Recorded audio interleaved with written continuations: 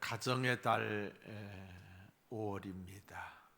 가정의 달 5월을 맞이하여 복된 가정을 위하여 라는 제목으로 함께 은혜 받는 시간이 되기를 바랍니다. 여러분, 세상에서 가정보다 편한 곳이 있을까요? 가정보다 평안한 곳이 있을까요? 만약에 밖에 있다가 가정에 들어오면 불안하다, 불편하다, 도리어 그냥 더 힘들다, 이런 가정은 많지 않을 거예요. 물론 그런 가정도 없다고 볼 수는 없지만은 가정의 구실을 잃어버린 거죠. 가정은 평안해야 돼요. 편해야 돼요. 가정을 통해서 우리는 안식을 누리고 충전을 받게 되는 거예요. 밖에서 열심히 살다가도 복장을 갖추고 정장을 하고 살다가도 집에 오면 편안한 옷을 입잖아요. 그리고 누구 눈치 안 보잖아요. 그냥 가족끼리는 그냥 편하게 옷 입어도 누가 흉보지도 않잖아요. 세상에서 가족보다 소중한 것은 없어요. 가정은 평안해야 되고 가족은 좋은 거예요. 그런데 많은 사람들이 이 가정과 가족의 소중함을 잊고 지내고 있어요. 공기가 얼마나 소중한 거예요. 그렇죠? 그런데 그 소중함을 모르고 살듯이 더러는 가정을 소홀히 합니다. 여러분, 어느 한순간 사랑하는 가족이 떠났다. 얼마나 허망하고 얼마나 외롭고 슬픈 일입니까? 우리 중에는 그러신 분들이 계시잖아요. 그런 일을 당하지 않는 분들은 그 허망함과 허전함과 외로움과 쓸쓸함과 고통스러움을 몰라요. 당한 사람만이 알지. 상상만 해도 눈앞이 깜깜해. 마음이 짠해요. 어느 날 나의 사랑하는 가족이 내 곁을 떠났을 때, 사랑하는 내 가족이 없다면은 많은 것을 소유하고 있다 할지라도, 아주 남들이 우러러보는 높은 자리에 있다 할지라도 무슨 의미가 있으며 무슨 즐거움이 있을까요? 비록 나와 함께하는 사람이 무심하기 짝이 없고 그야말로 무뚝뚝하고 멋없는 남편이라 할지라도, 또한 늘 잔소리하는 아내라 할지라도, 곁에 있다는 그 자체만이라도, 그 자체가 서로에게 보이지 않는 그늘이요, 얼마나 큰 버팀목이 되는지 모릅니다. 그러므로 우리는 가정을 지키고 가족을 소중히 여겨야 된다. 가정을 지키려고 노력해야 돼. 인내하고 기다려주고 참고 남다른 희생도 하고 가정을 세우기 위해서. 가꾸지 않는 정원은 쑥대밭이 되듯이 가정의 행복을 위해서 노력하지 않게 되면은 가정 역시 힘들어지는 거예요. 소중히 여겨야 돼요. 하나님이 축복하는 복된 가정으로 만들어야 돼요.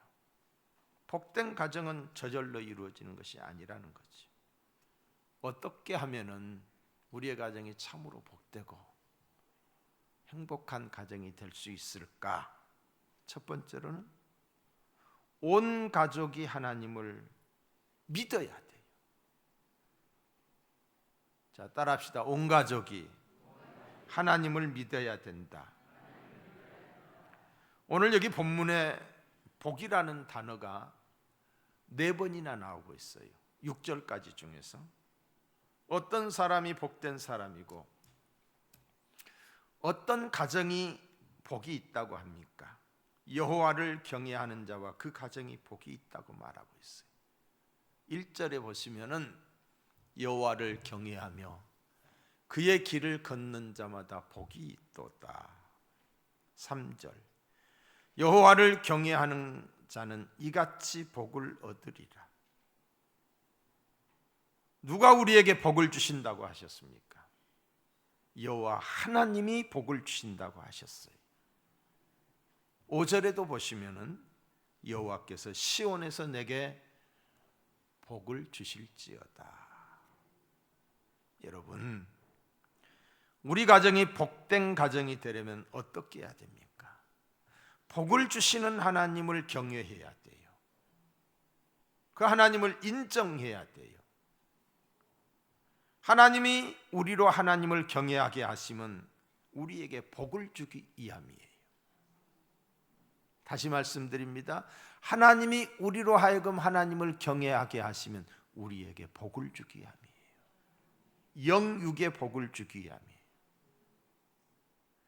예레미야 32장 39절에 보면은 자기와 자기 후손의 복을 위하여 항상 나를 경외하게 하고 대를 이어서 복을 주기 위하여 하나님을 경외하게 한다는 거지. 하나님을 믿되 온 가족이 함께 잘 믿어야 돼요. 온 가족이 나와 내 집은 오직 여호와 하나님만을 섬기겠습니다. 주 예수를 믿으라. 그리하면 너와 내 집이 구원을 얻으리라. 가족의 일부, 부모나 자녀만 하나님을 섬기는 가정이 돼서는 안 된다는 거지요. 온 가족이 하나님을 인정하고 그 하나님을 예배하고 찬양하는 이 복된 가정. 믿는 부모가 믿지 않는 자녀들을 신앙으로 인도해야 돼요. 신앙으로 회개하셔야 돼요. 내 자식이 어렸을 때는 신앙생활 잘했는데 커가면서 교회와 등지고 있어요. 부모가 회개하며 돌아오기를 기도해야 돼요. 믿는 자녀 또한 믿지 않는 부모를 하나님께로 인도해야 돼요. 이보다 더 큰 효도가 없는 줄로 믿습니다. 나만 잘 믿는다고 가정에 복이 오는 것이 아니라는 거지. 온 가족이 함께 하나님을 믿는 임마누엘 가정이 되어야 될 줄로 믿습니다. 온 가족이 나와 함께 하시는 하나님을 인정하며 그 가정의 호주가 하나님이셔야 돼요. 우리 집의 주인은 여호와 하나님이시다. 신명기 6장 2절로 3절에 보시면 너와 내 아들과 내 자손들이 평생에 내 하나님 여호와를 경외하며 대를 이어서 너와 내 자손들, 내 손자들 대를 이어서 그리하면 내가 복을 받고 젖과 꿀이 흐르는 땅에서 내가 크게 번성하리라. 우리 가정이 진짜로 복된 가정이 되려면 온 가족이 하나님을 경외해야 됩니다. 믿지 않는 식구들을 신앙으로 인도해야 됩니다. 여러분, 구약 성경에 있는 야곱이라는 사람, 그의 할아버지가 아브람이에요. 그의 아버지가 이삭이에요. 그런데 야곱은 태어날 때 쌍둥이로 태어났어요. 형의 발꿈치를 붙들고 나왔다고 해서 야곱이라고 그랬어요. 욕심쟁이라는 뜻이에요. 그런 그가 감히 장자권을 탐내요. 어떻게 동생이 형의 장자권을 넘볼 수가 있습니까? 그리고 형이 받아야 될 축복을 가로채요. 형이 늦게서야 그것을 알고서 어때요? 가정이 편치를 않게 생겼어요. 그래서 어머니가 야곱을 친정집으로 빼돌려요. 야곱은 도망가는 신세가 되었어요. 가다가 땅거미가 짙어 어둠이 깔렸어요. 광야에서 돌을 베개 삼고 하늘을 바라보며 누워있을 때에 천사가 났다.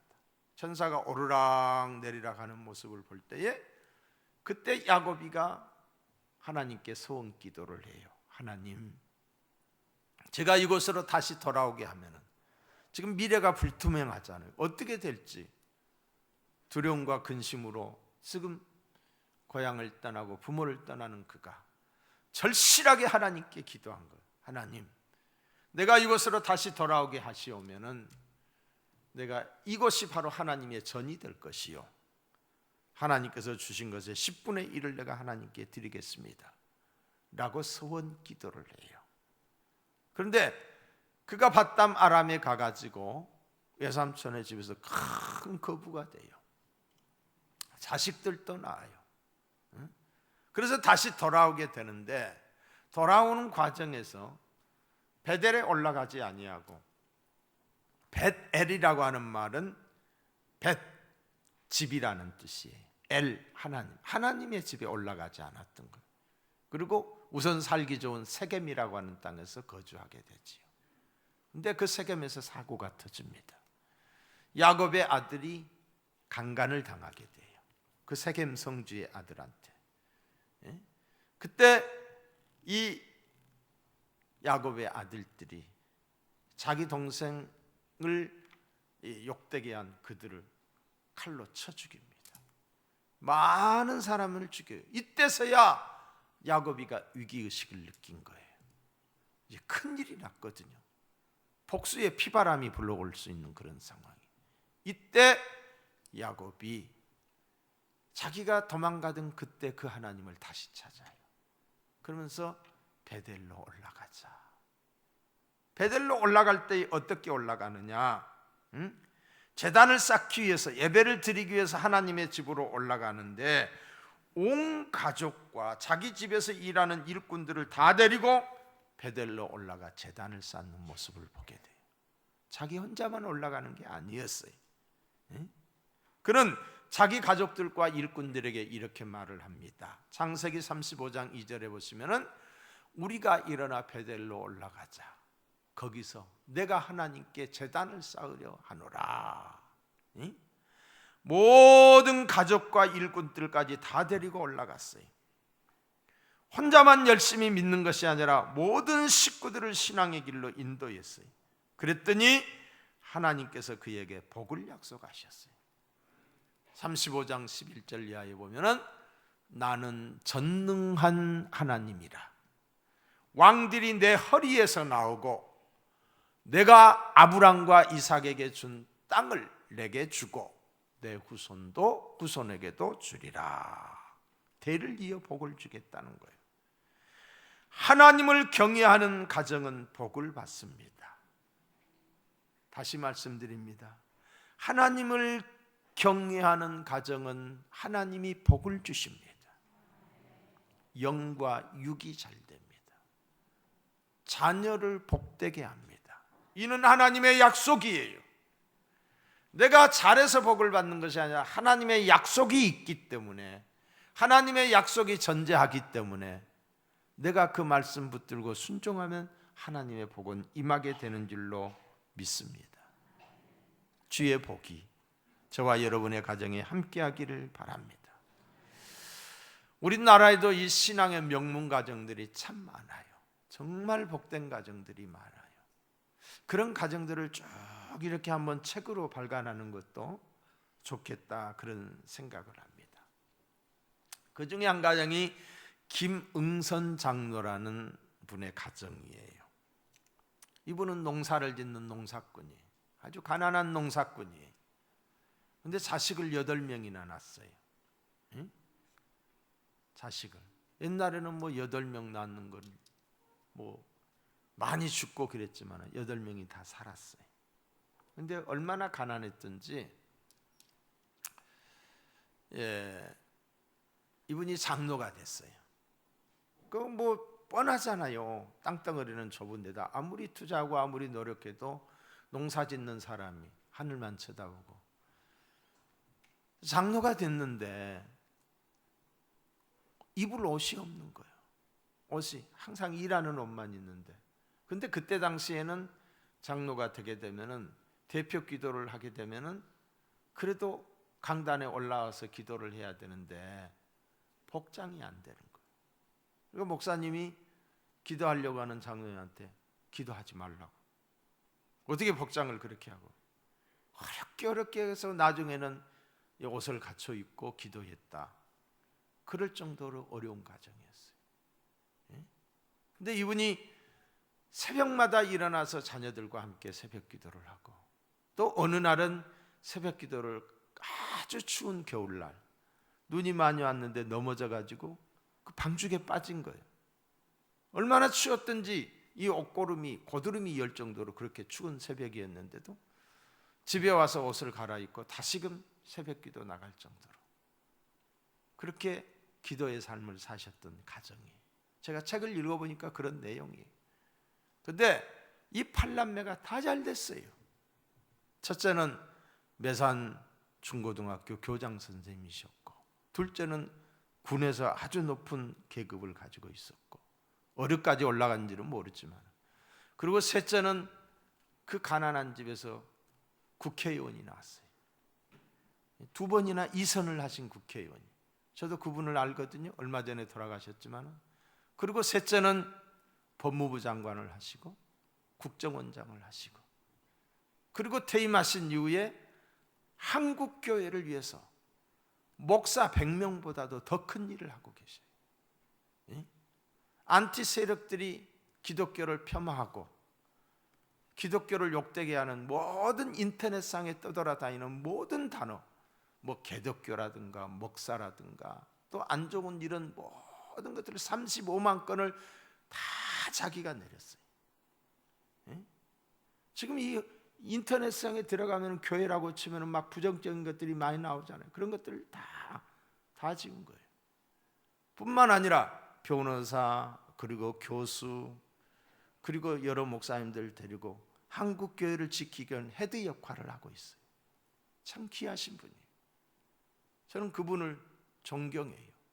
그분이 바로 김승규 장로님이셔요. 지금 변호사하고 계시잖아요.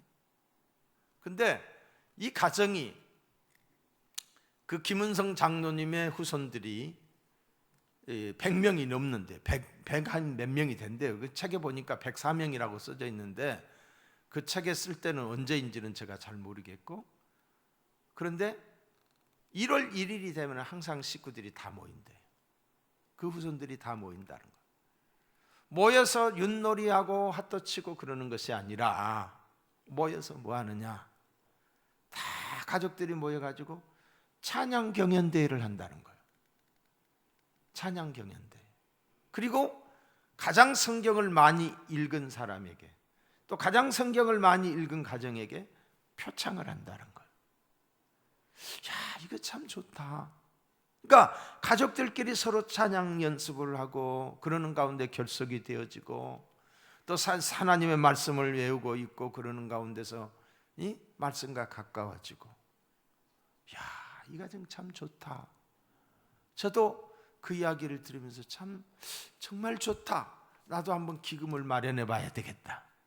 돈을 걷든지 가정마다 걷어가지고 그것을 아이들에게 꿈을 심어주고 더 신앙생활을 잘할 수 있게끔 해주고 모범을 보이고, 그 8남매 모두가 다, 아들들은 그러고 딸들은 다 가서 권사되고 또 그 가정에서 목사가 나오고, 신앙의 명문 가정, 하나님을 믿되 온 식구로 더불어 함께 믿는 복된 가정.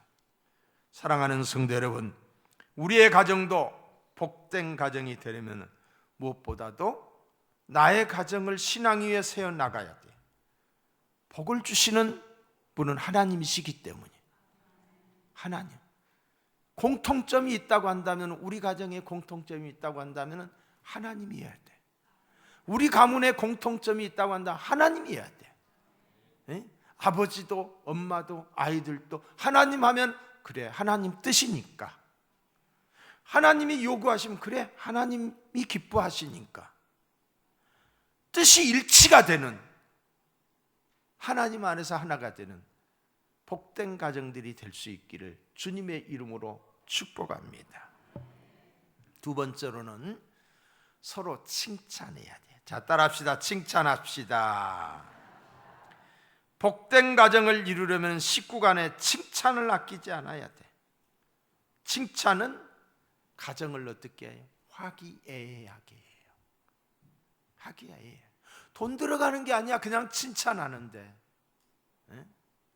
근데 칭찬이 아니고 꾸중을 하거나 비판을 하거나 또 화를 내면은 그 가정이 어떻게 되겠어요? 웃을 일이 있을 수가 없지요. 그리고 긴장 상태에 있을 거예요. 긴장 상태. 칭찬을 드리면 마음이 열리고 긍정적으로 좋은 쪽으로 행동을 하게 돼 있어요. 고래도 뭐 한다고 그래요? 칭찬은 고래도 춤추게 한다고 그러잖아요. 그냥 정어리 한 마리씩 주면서 따둑따둑 칭찬해 주면 이게 이 고래도 습관화가 돼가지고 춤을 춘다고 그래요. 칭찬은 마음을 따뜻하게 합니다. 칭찬을 받으면 살맛이 납니다. 상대를 행복하게 하는 것이 칭찬이 자존감이 높아지고 하던 일도 더 잘하게 됩니다. 그래서 칭찬이 좋은 거예요. 칭찬은 한마디로 인생을 완전히 바꿀 수가 있어요. 칭찬 한마디로. 근데 잘못된 비판이나 지적을 받게 되면은 그것 때문에 인생이 꺾여버릴 수가 있는 거예요. 그 전에 저희 교회에 오셨던 그 정태기 교수님, 그분이 그런 이야기 했잖아요. 화장실에서 들은 이야기야. 태기는 못생겼어. 여고생들이 그렇게 이야기를 한 거예요. 근데 내가 보기에도 별로 못생기지도 않았는데, 그러니까 그게 자기에게 딱 박혀버린 거예요. 누구 앞에도 설 자신이 없는 자존감이 낮은 자로서 인격이 형성이 된 거예요. 그런데 미국에 가서 공부하면서 자기의 성인 아이의 모습을 찾아낸 거예요. 그리고 그것을 치유하고 난 다음에 다른 사람을 치유하는 치유사역자로 일하고 계셔요. 말 한마디가 길을 꺾는다니까요. 말 한마디가. 여러분, 칭찬을 해주면 더 잘해요. 그러니까 이솝우화에 그런 이야기가 있잖아요. 누가 옷을 벗길 것인가? 바람과 해가 서로 내기를 했어요. 바람이 막 세차게 불어요. 그러니까 옷을 입고 가던 사람이 옷이 안 벗겨지려고 계속 이렇게 움츠드는 거예요. 그런데 따뜻한 햇볕이 내려쬐니까 옷을 저절로 벗게 된 거예요. 사람도 마찬가지예요. 비난의 바람이 불수록 마음의 옷을 더 꽉 조여 맵니다. 그렇죠? 더 굳어지는 거예요. 의기소침해지는 거예요. 칭찬의 햇빛을 받으면 받을수록 마음을 열고 마음의 옷을 벗게 되는 거예요. 칭찬은 바보 같은 사람이라도 천재화시키는 거예요. 소극적인 마음을 적극적인 사고로 바꿉니다. 한마디의 칭찬으로 엔돌핀이 생겨죠. 건강하게 되는 거예요. 돈은 순간의 기쁨만을 주지만 칭찬은 그 칭찬으로 해서 평생이 건강하게 될 수가 있는 거예요. 칭찬하는데 비용이 들지 않아요. 그렇죠? 돈이 들지 않지만은 칭찬은 큰 비용으로도 해결할 수 없는 부분까지 해결해 줍니다. 반면에 정죄하고 허물과 죄를 들추어내기를 좋아하고 비난하고 고소하기를 좋아하는 사람은 사탄의 지배를 받게 되는 거예요. 그게 바로 사탄의 성품이에요. 성경은 이렇게 말하고 있어요. 계시록 12장에 보시면은 사탄은 밤낮으로 참소하는 자라고 했어요. 남을 그냥 해코지하는 거예요. 남의 잘못만 지적하는 거예요.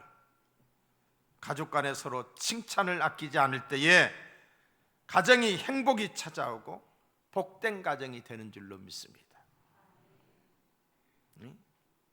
어떤 학생이 다른 과목은 다 못해요. 정말 못해요. 점수가 안 나와요. 100점짜리가 나왔어요. 그게 뭐냐면 국어예요, 국어.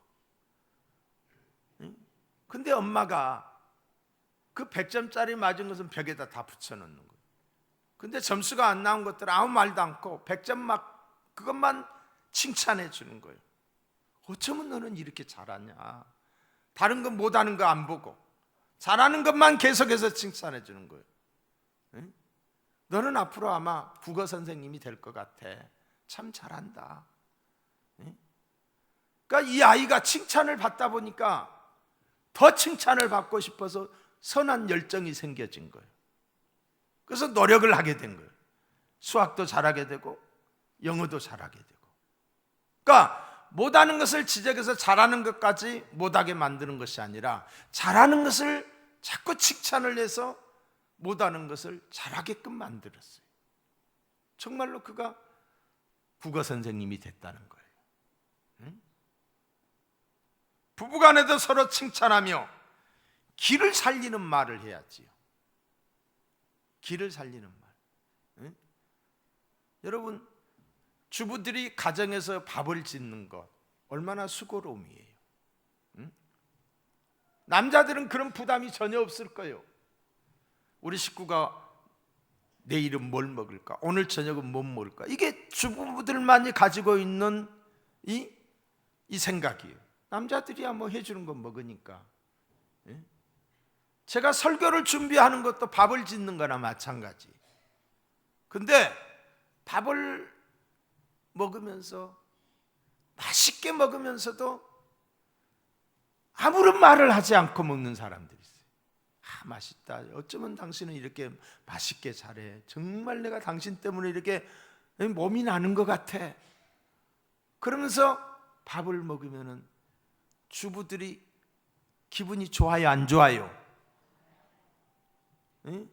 아무리 맛있게 해주다 아무 말도 않고 그냥 먹고만 있으면은 그렇잖아요. 작은 말 한마디에 힘이 나는 거예요. 저도 어떨 때 설교를 하다 보면은 내 자신에게서 마음이 안 들 때가 있어요. 설교를 하면서도 1부, 2부, 3부 다 달라요. 내 느낌이. 내 느낌이 다 달라. 그래서 어떨 때 그냥 아이고 설교가 참 안 됐다. 성도들에게 미안하면 근데 밖에 나가는데 집사님이나 권사님이 누가 목사님 오늘 설교 너무 저보고 들으라고 하는 소리였는데 너무너무 좋았어요. 그럼 내가 기분이 좋아요, 안 좋아요? 내가 잘하는 것 같다 이 말이에요. 잘하는 것 같아요. 힘이 나는 거예요. 힘이 나요. 저에게 있어서 간절한 소원이 있다고 한다면은 칭찬 듣는 일이에요. 누구에게 칭찬 듣는 일이에요? 하나님 앞에 칭찬 듣는 일이에요. 마태복음 25장 21절에 보시면 착하고 충성된 종아 내가 작은 일에 충성하였으면 내가 많은 것으로 내게 맡기리니 내 주인의 즐거움에 참여할지어다. 하나님 앞에 섰을 때에 착하고 충성된 종아 이 칭찬을 받는 저와 여러분이 되시기를 주님의 이름으로 축원합니다. 여러분, 칭찬하기를 좋아하는 사람은 사회에서도 성공적인 사람이 되는 거예요.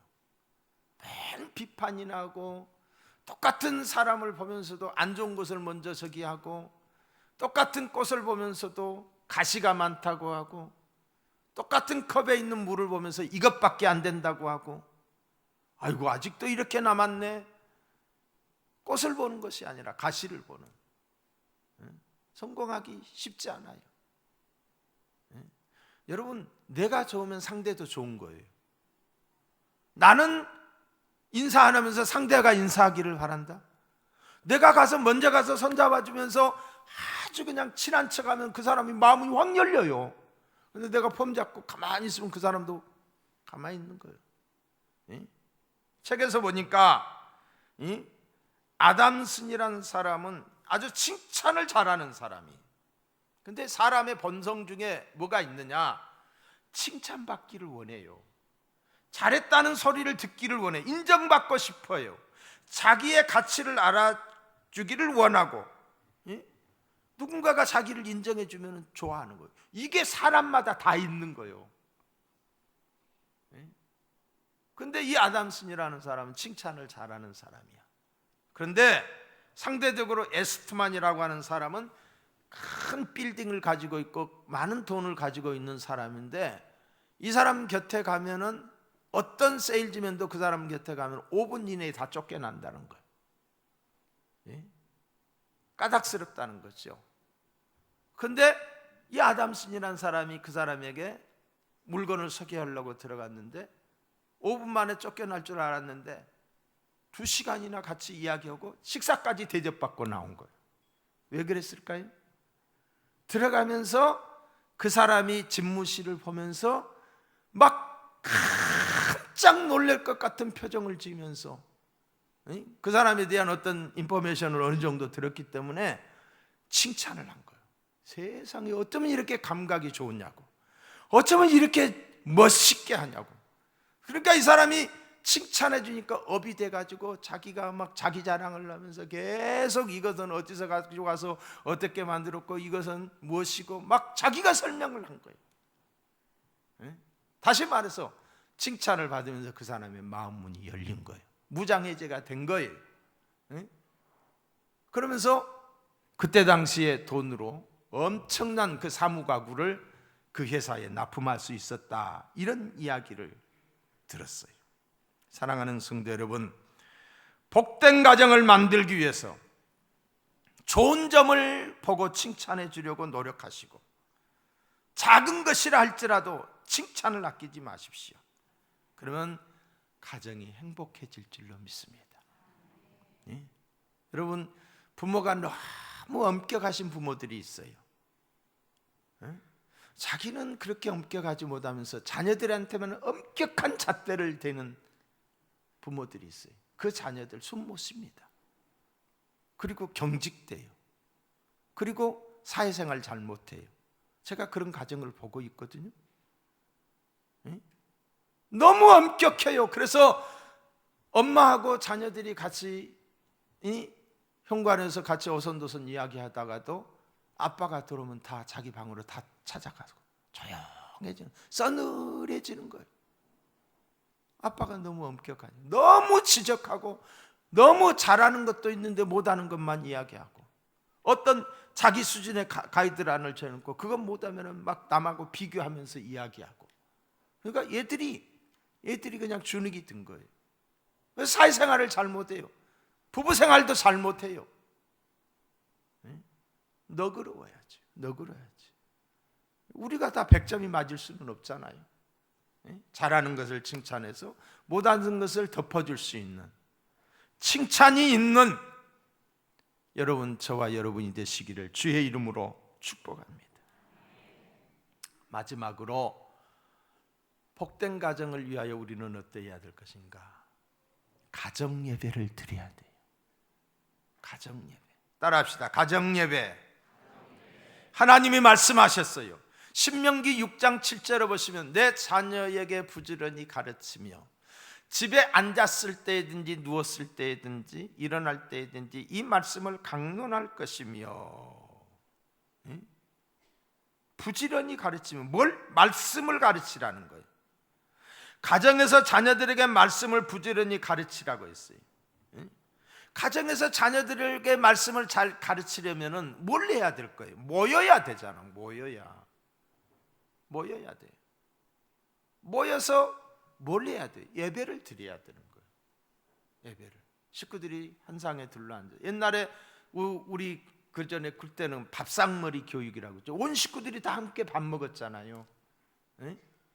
근데 요즘은 그런 건 없어요.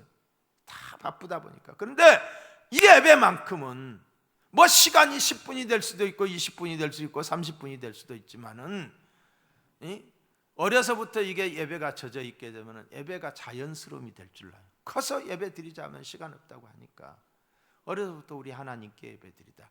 예배를 드리는 것은 하나님께 드리는 것이다. 하나님이 우리 예배를 받으신다. 하나님이 우리를 보고 계신다. 네가 기도해라. 네가 성경 읽어라. 네가 오늘은 사회해라. 아이들끼리 돌려가면서, 부모가 돌려가면서 같이 예배 드리고, 이게 가정의 생활화가 돼야 돼. 이런 가정이 되기를 주의 이름으로 축복합니다. 가정 예배는 내 가족의 미래와 비전을 여는 축복의 통로가 됩니다. 가정 예배를 통하여 가정이 바로 서면은 가정이 화목하고 자녀가 범사에 잘 되는 축복을 내리는 줄로 믿습니다. 이 가정에서 가정 예배를 드리는 것마요, 이것이야말로 최고의 신앙 교육이에요. 여러분, 우리 자녀들이 교회 와가지고 일주일에 몇 시간 있어요? 한두 시간 있고, 그리고 나머지는 다 가정에 있게 되고 학교에 있게 되잖아요. 그런데 그 한두 시간을 가지고 기독교적 가치관을 가지고 살겠어요? 학교 가면은 교회와 정반대의 교육을 가르치고 있는 것들이 많은데 쉽지 않다는 거예요. 그걸 어디서 보충을 해야 돼요? 가정에서 보충을 해야 될 줄로 믿습니다.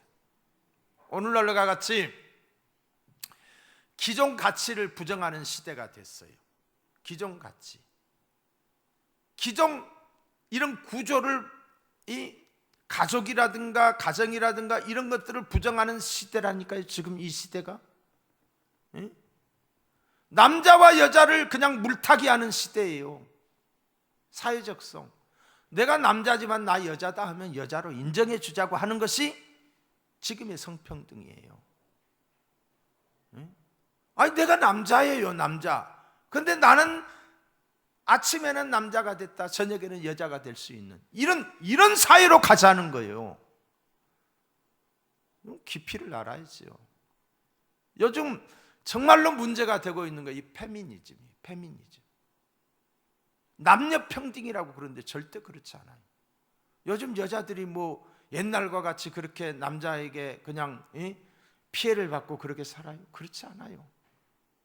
근데 이 페미니즘에 빠져 있는 사람들은 남자와 여자를 이 적대 구조를 이룬 거예요. 이분법적으로 나눠가지고 여자는 피해자, 남자는 가해자. 이렇게, 그래서 자식을 낳는 것도 남자를, 그 책에서 보니까 뭐 유충이라는 표현을 쓰고 있어요. 아빠까지도 적으로 알고 있는 거예요. 여러분, 내가 이런 말을 좀 더 구체적으로 해야 되는데 대충 하니까 여러분들 오해할 수도 있는데 사실이 그래요. 지금 사실이 가정이 해체되고 있는 거예요. 이런 것을 방지하는 게 뭐냐? 여러분, 가정은 누가 만드신 거예요? 하나님이 만드신 거예요. 누구를 위해서? 우리 인간의 행복을 위해서. 남자가 할 일이 있고 여자가 할 일이 있어요. 그렇지 않아요? 남자는 이마에 땀을 흘리고 가족을 책임져야 될 사명이 있는 거예요. 여자는 가정에서 엄마의 역할을 잘하고, 여자로서 가정을 잘 보살피는 게 이게 성경적이에요. 그런데 그런 것을 다 해체시키고 있는 거예요. 소중한 가치들을. 가정 예배는 자녀들에게 큰 영향을 미칩니다. 자녀로 하여금 하나님의 사람이 되게 하는 가장 좋은 교육의 장이 된다. 가정 예배는 우리의 자녀들을 주의 교양과 훈계로 양육할 수 있는 최선의 방법이라고 말할 수 있습니다. 가정 예배는 선택이 아니라 필수입니다. 가정 예배를 통해서 하나님, 부모와 자녀들이 말씀의 권위 아래서 서로 사랑하고 서로 용서함으로 진정한 하나 되는 복을 누리게 되는 줄로 믿습니다. 복을 누리게 되는 거예요. 여러분, 바라기는 가정 예배가 회복되기를 바랍니다. 자녀들이 다 커서 이제 둥지를 떠났다 할지라도 부부간에 서로 기도하는 시간, 자녀들을 위해서 기도하는 시간, 그리고 그 기도할 때에 격없는 아멘, 아내가 기도할 때 아멘, 남편이 기도할 때 아멘, 그리고 하나님을 높이 찬양하고 하나님께 감사하고, 이런 진정성 있는 예배가 여러분의 가정에서 이루어진다고 한다면 하나님이 그 가족과 그 자손을 축복하지 않을 수 없는 거예요. 지금부터라도 우리 교회에 속한 모든 가정들이 이 가정 예배가 회복되는 축복이 있기를 주님의 이름으로 축원합니다. 기도하시겠어요?